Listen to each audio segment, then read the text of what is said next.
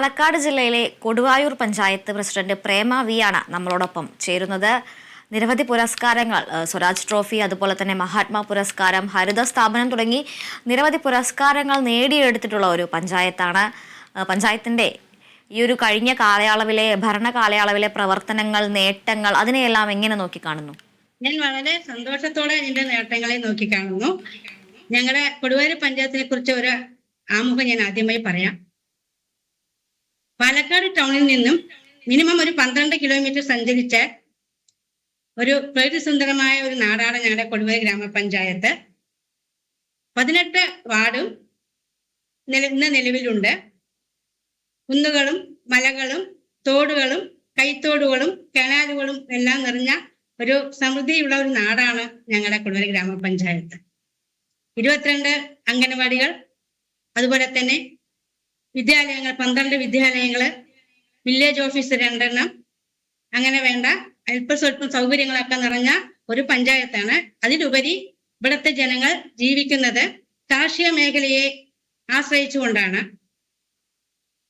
പിന്നെ ടൗൺ മേഖല കേന്ദ്രീകരിച്ചുകൊണ്ട് വ്യാപാര മേഖലയായിട്ടും നല്ല രീതിയിൽ പ്രവർത്തിക്കുന്നുണ്ട് കൊടുവായൂർ ഗ്രാമപഞ്ചായത്ത്. പാലക്കാട് വലിയ അങ്ങാടി കഴിഞ്ഞാൽ 2ാം സ്ഥാനം എന്ന് പറയാം കൊടുവായൂർ ഗ്രാമപഞ്ചായത്തിലെ വ്യാപാര മേഖല. കാർഷിക മേഖലയിൽ ജീവിതം കഴിഞ്ഞു പോകുന്നത് കൊണ്ട് തന്നെ ഞങ്ങൾ വാർഷിക പദ്ധതിയിൽ ഉൾപ്പെടുത്തിക്കൊണ്ട് കൂടുതൽ കാർഷിക മേഖലയ്ക്ക് ഊന്നൽ നൽകിയിട്ടാണ് പദ്ധതി വിഹിതം ഫണ്ട് വിലയിരുത്തുന്നത്.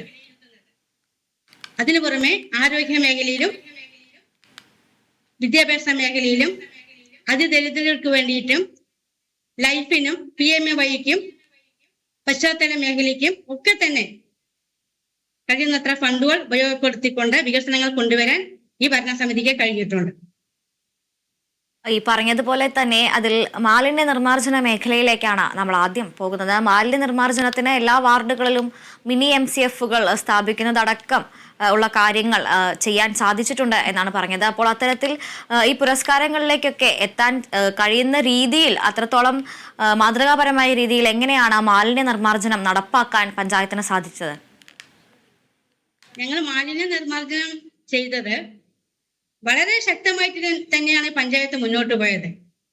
എങ്ങനെയും കൊടുവായൂർ ഗ്രാമപഞ്ചായത്ത് മാലിന്യമുക്തമാക്കണം എന്നുള്ള ഉറച്ച തീരുമാനത്തോടു കൂടി MCF നല്ലൊരു പദ്ധതി വിഹിതം വെച്ചുകൊണ്ട് വലിയൊരു കെട്ടിടം നിർമ്മിക്കുക, 1250 സ്ക്വയർ ഫീറ്റ്, 1500 സ്ക്വയർ ഫീറ്റോളമുള്ള ഒരു സ്ഥലത്ത് വലിയൊരു കെട്ടിടം കെട്ടേണ്ട നടപടികൾ ചെയ്തുകൊണ്ടേയിരിക്കണം. കെട്ടിടം കെട്ടി പകുതി ആയിക്കൊണ്ടിരിക്കുന്നു.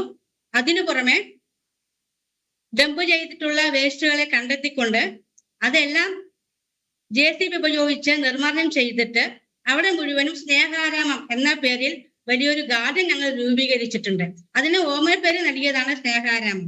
ഞങ്ങളുടെ ഹരിതകർമ്മ സംഘങ്ങളെല്ലാം തന്നെ എല്ലാ മാസവും ഞായറാഴ്ച ദിവസങ്ങളിൽ ആ സ്നേഹാരാമം വൃത്തിയാക്കുകയും അതിനെ പരിപാലിക്കുകയും ദിവസം വെള്ളം നനയ്ക്കുകയും അങ്ങനെ ഒരു കൂട്ടായ്മയോടെ ഞങ്ങൾ ആ സ്നേഹാരാമം മുന്നോട്ട് കൊണ്ടുവന്നിട്ടുണ്ട്. ആ സ്ഥലത്ത് ഇന്ന് പല ഭാഗത്തു നിന്നും പൊതുജനങ്ങൾ ഫോട്ടോഷൂട്ട് എടുക്കുന്നതിനും ആപാലവൃദ്ധ ജനങ്ങളും അവിടെ വൈകുന്നേരം ചെലവഴിക്കുന്നതിനും സമയം കണ്ടെത്താറുണ്ട്. പിന്നെ അതിന്റെ ഭാഗമായിട്ട് ബൊക്കേഷ ബക്കറ്റുകൾ മാലിന്യമുക്തത്തിന്റെ ഭാഗമായി എല്ലാ വീടുകളിൽ പ്രോജക്റ്റിൽ ഉൾപ്പെടുത്തിക്കൊണ്ട് ബൊക്കേഷ ബക്കറ്റുകൾ വിതരണം ചെയ്തു. അതിനു പുറമെ വേസ്റ്റ് ബിന്നുകൾ ഹരിത വിദ്യാലയം ആക്കുന്നതിന്റെ ഭാഗമായി വിദ്യാലയങ്ങളിൽ കൊടുത്തിരുന്നു, ഓഫീസുകളിൽ കൊടുത്തിരുന്നു, കോളേജുകൾ കേന്ദ്രീകരിച്ച് കൊടുത്തിരുന്നു, ടൗൺ മേഖല കേന്ദ്രീകരിച്ചുകൊണ്ട് വേസ്റ്റ് ബിന്നുകൾ വിതരണം ചെയ്തിരുന്നു. അതും ഞങ്ങൾ മാലിന്യമുക്തത്തിന്റെ ഭാഗമായിട്ടാണ്. അതിന് പുറമെ തന്നെ വിളംബര ജാഥകളും വിദ്യാലയങ്ങൾ സന്ദർശിച്ചുകൊണ്ട് ബോധവൽക്കരണ ക്ലാസുകളും, അതുപോലെ തന്നെ ബോട്ടിൽ ബൂത്തുകൾ ടൗൺ മേഖല കേന്ദ്രീകരിച്ചുകൊണ്ട് ബോട്ടിൽ ബൂത്തുകൾ സ്ഥാപിക്കുകയും ചെയ്തിരുന്നു. മാലിന്യ നിർമ്മാർജ്ജനം പോലെ തന്നെ പഞ്ചായത്ത് വലിയ രീതിയിൽ ഒരു പുരോഗതി ഉണ്ടാക്കിയിട്ടുള്ള രംഗമാണ് ആരോഗ്യരംഗം. പ്രത്യേകിച്ചും ക്ഷയരോഗ നിർമ്മാർജ്ജനത്തിന്റെ ഭാഗമായിട്ടുള്ള പ്രവർത്തനങ്ങൾ ഏറ്റെടുത്ത് നടത്തുകയും ആ രംഗത്ത് കൃത്യമായൊരു നേട്ടം കൈവരിക്കാൻ, പുരസ്കാരങ്ങളടക്കം ലഭിക്കുന്ന രീതിയിലേക്ക് പ്രവർത്തനങ്ങൾ കൈവരിക്കാൻ പഞ്ചായത്തിന് സാധിച്ചിട്ടുണ്ട്. അപ്പോൾ ഈ ക്ഷയരോഗ നിർമ്മാർജ്ജനവുമായി ബന്ധപ്പെട്ട് എങ്ങനെയാണ് ആ ഒരു നേട്ടത്തിലേക്ക് പഞ്ചായത്ത് എത്തിയത്? ആരോഗ്യ മേഖലയെ കേന്ദ്രീകരിച്ച് പറയാന്ന് വെച്ചാല് പാലിയേറ്റീവ് പേഷ്യൻസിനാണ് ഞങ്ങൾ കൂടുതൽ പ്രാധാന്യം കൊടുക്കുന്നത്. അതുപോലെ തന്നെ ഇന്ന് നിലവിലുള്ള ക്ഷയരോഗ നിർമ്മാർജ്ജനത്തിന്റെ ഭാഗമായി ഞങ്ങൾ പല കേന്ദ്രങ്ങൾ കേന്ദ്രീകരിച്ചുകൊണ്ട് ക്യാമ്പുകൾ നടത്തുകയുണ്ടായി. അതിന്റെ ഭാഗമായിട്ട് തന്നെയാണ് 5 വയസ്സിന് താഴെയുള്ള കുട്ടികളെ കണ്ടെത്തുകയും അവർക്ക് ഒരു വർഷം വരെ എന്തായാലും ആ ക്ഷയരോഗം നിലവിൽ ഉണ്ടാവില്ല എന്നൊരു കണ്ടെത്തലിനെ തുടർന്ന് ഞങ്ങൾക്ക് അക്ഷയ കേരള പുരസ്കാരം ലഭിക്കാൻ ഇടയായി. അതുപോലെ പാലിയേറ്റീവ് അംഗങ്ങൾക്ക് പ്രോജക്റ്റിൽ ഉൾപ്പെടുത്തിക്കൊണ്ട് അവർക്ക് വേണ്ട മെറ്റീരിയൽസും അവർക്ക് ഉപയോഗിക്കാവുന്ന രോഗത്തിന്റെ സ്വാഭാവികതയ്ക്ക് അനുസരിച്ചുള്ള ഉപയോഗിക്കുന്ന സാധനങ്ങൾ വാങ്ങിച്ചു കൊടുക്കുന്നതിനും മെഡിസിനും വേണ്ടിയിട്ട് നല്ലൊരു ഞങ്ങൾ ഫണ്ട് വിലയിരുത്താറുണ്ട്. അതുപോലെ തന്നെ കൊല്ലങ്കോട് ബ്ലോക്കിലും അപേക്ഷ നൽകിക്കൊണ്ട് ബ്ലോക്ക് വിഹിതവും ഞങ്ങൾ സ്വീകരിക്കാറുണ്ട്. കാർഷിക രംഗത്ത് പ്രധാനമായും നെല്ല് തന്നെയാണ് കൃഷി ചെയ്യുന്നത്. കാലവർഷമാണ്, അതായത് ഈ വരൾച്ചയേക്കാൾ അല്ലെങ്കിൽ വേനൽക്കാലത്ത് ശുദ്ധജലക്ഷാമത്തേക്കാൾ അധികം അവിടുത്തെ കാർഷിക രംഗത്തെ ബാധിക്കുന്നത് കാലവർഷക്കെടുതിയാണ്. എങ്ങനെയാണ് ഈ ഒരു കൃഷിരംഗത്തെ പ്രതിസന്ധികൾ എന്തെല്ലാമാണ് സാധാരണയായി നേരിടുന്നത്? അതിനെ എങ്ങനെയാണ് പ്രതിരോധിക്കുന്നത്? കാർഷിക രംഗത്ത് ഉന്നമനം കിട്ടുന്നതിന് വേണ്ടിയിട്ട് നല്ലൊരു ഫണ്ട് ഞങ്ങൾ വിലയിരുത്താറുണ്ട്. പക്ഷെ ഉഴവ് കൂലിക്ക് വേണ്ടിയിട്ടും നെൽവിത്ത് വിതരണത്തിന്റെ ഭാഗമായിട്ടും കാർഷിക മേഖലയില് നമ്മളെ ഈ വെള്ളപ്പൊക്കത്തിന്റെ ഭാഗമായിട്ട് പ്രകൃതി ദുരന്തത്തിന്റെ ഭാഗമായിട്ട് നമുക്ക് കൃഷി നശിച്ചു പോകാറുണ്ട്. അതിനുവേണ്ടി നമ്മൾക്ക് അവർക്ക് നഷ്ടപരിഹാരം ചെയ്യുന്നതിന് വേണ്ടിയിട്ടുള്ള പദ്ധതികൾ ചെയ്തു വരുന്നുണ്ട്. അതോടൊപ്പം തന്നെ മറ്റ് താലൂക്കുകളിൽ അല്ലെങ്കിൽ മറ്റ് പഞ്ചായത്തുകളിൽ നിന്നൊക്കെ വ്യത്യസ്തമായി പാലക്കാട് ജില്ലയിലെ തന്നെ കലാകായിക രംഗത്തെ പ്രവർത്തനങ്ങൾക്ക് മുന്നിൽ നിൽക്കുന്ന ഒരു പഞ്ചായത്താണ് കൊടുവായൂർ പഞ്ചായത്ത്. അത്തരത്തിൽ ഈ ഒരു ഗ്രാമപഞ്ചായത്തിലെ കലാകായിക രംഗത്തെ ഇത്തരത്തിൽ സജീവമാക്കി നിർത്തുന്നതിനായി നടത്തുന്ന പ്രവർത്തനങ്ങൾ എന്തെല്ലാമാണ്? ഇപ്പം കൊടുവായൂർ ഗ്രാമപഞ്ചായത്ത് അറിയപ്പെടുന്നത് തന്നെ നീന്തൽ താരങ്ങളുടെ താവളം എന്ന പേരാണ്. കൊടുവായൂർ എന്ന് കേട്ടാൽ സംസ്ഥാന തലത്തിൽ മാത്രമല്ല, എന്താ പറയാ, കേന്ദ്ര തലത്തിൽ മാത്രമല്ല, അന്താരാഷ്ട്ര തലത്തിലും പേരുകേട്ട ഒരു നാടാണ് കൊടുവായൂർ പഞ്ചായത്തിലെ കാക്കയൂർ എന്ന് പറയുന്ന പ്രദേശം. നീന്തൽ താരങ്ങളുടെ താവളമായിട്ടുള്ള ഒരു പ്രദേശമാണ്. അവർ അമ്പലക്കുളത്തിലൊക്കെയാണ് അവിടെ ഒരു പ്രാക്ടീസ് ഒക്കെ ചെയ്യുന്നത്. അതിനു വേണ്ടിയിട്ട് ഞങ്ങൾക്കൊരു സ്വപ്നമാണ് ഒരു നീന്തൽക്കുളം നിർമ്മിച്ചു കൊടുക്കുക എന്നുള്ളത്. കൊടുവായൂർ ഗ്രാമപഞ്ചായത്ത് നല്ലൊരു ഫണ്ട് 2025-26 വിഹിതം ഫണ്ട് വകയിരുത്തിക്കൊണ്ട് നല്ലൊരു നീന്തൽക്കുളം നിർമ്മിക്കുന്നതിന്റെ ഭാഗമായി ഞങ്ങൾ സ്ഥലം കണ്ടെത്തിയിട്ടുണ്ട് പഞ്ചായത്ത്. അതാണ് ഞങ്ങൾ ഇനി ചെയ്തു കൊടുക്കാൻ പോകുന്നത്.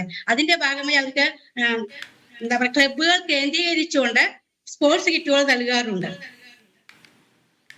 പിന്നെ കേരളോത്സവം നല്ല രീതിയിൽ നടത്താറുണ്ട്. അതിനു വേണ്ട പ്രോത്സാഹന സമ്മാനങ്ങളും നമ്മൾക്ക് ഈ പങ്കെടുക്കുന്ന വിദ്യാർത്ഥികൾക്ക്, അതിലൂടെ പങ്കെടുക്കാൻ വരുന്ന എല്ലാവർക്കും വേണ്ട പ്രോത്സാഹനങ്ങൾ നൽകി അവർക്ക് വേണ്ട ജേഴ്സികൾ നൽകിയിട്ടും ഫുട്ബോൾ വാങ്ങിച്ചു കൊടുത്തിട്ടും വേണ്ട മെറ്റീരിയൽസ് ഒക്കെ വാങ്ങിച്ചു കൊടുത്തും ഞങ്ങളെ സഹായിക്കാറുണ്ട് പഞ്ചായത്ത്.